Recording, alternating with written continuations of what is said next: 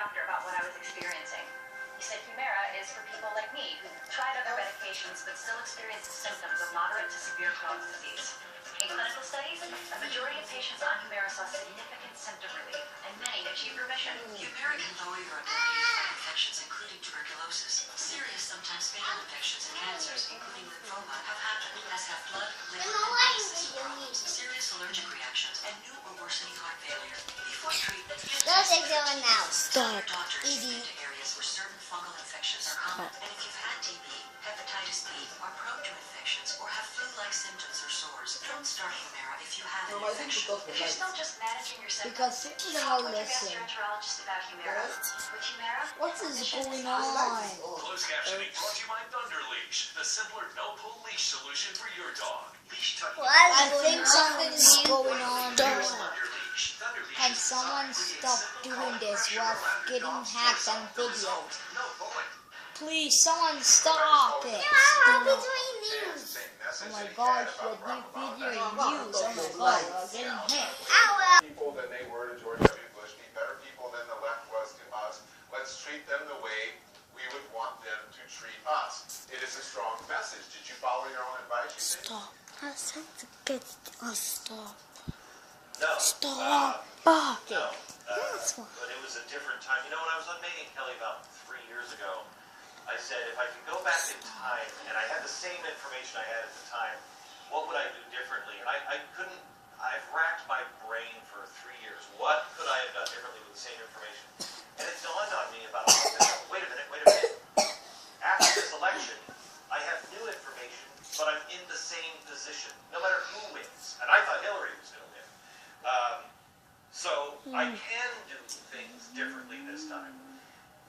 I believe this may have started, I don't even know, with Clinton, but then we went into George Bush, we demonized each other, then we went into Barack Obama, and we just switched places and demonized each other.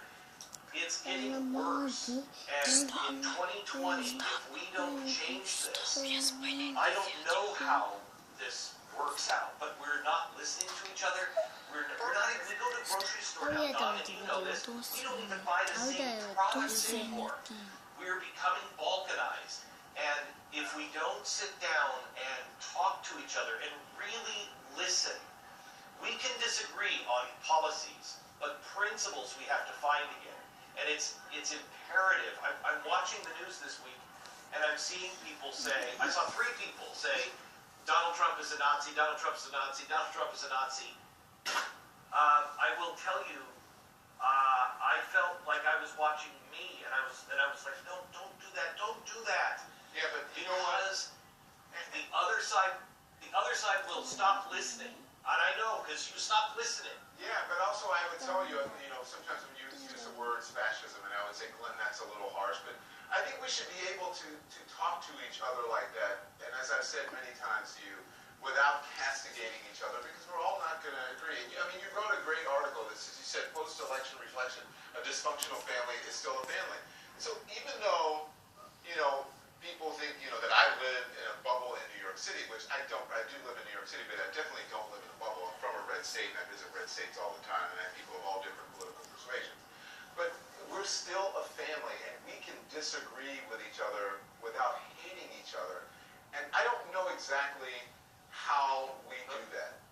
But I don't think, Don, that we have the media that is self-aware enough, and each of us that are self-aware enough to be able to have that dialogue yet in the safety tree.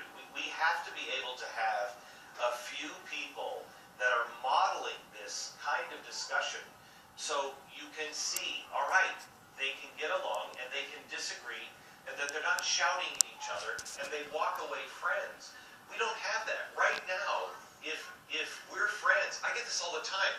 Why did you talk to the editorial board of the New York Times? Why would you sit with those guys? Have you sold out? I get it. Good God.